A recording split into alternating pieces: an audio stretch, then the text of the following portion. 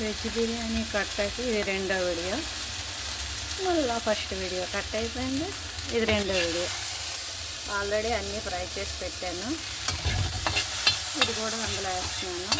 Last ఇది ఇంకా water వేసేయడమే. ఎవరు ఫోన్ చేసినా కట్ అయిపోతుంటుంది. నాకే చేత కాదు, ఏదో చేస్తున్నానంటే ఇదో ప్రాబ్లం. నేను ఇలా కింద అట్టల ర్యాక్ పెట్టాను, దాని మీద తపాలు పెట్టాను. ఇప్పుడు వాటర్ వేస్తాను. పుదీనా, అల్లం వెల్లుల్లి పేస్ట్, సాల్ట్ అన్నీ వేస్తాను. ఇంక ఇది బాయిల్ అవుతుంది. ఉడుకుతుంటే దమ్ పెట్టేస్తాను. కొంచెం టైం పడుతుంది.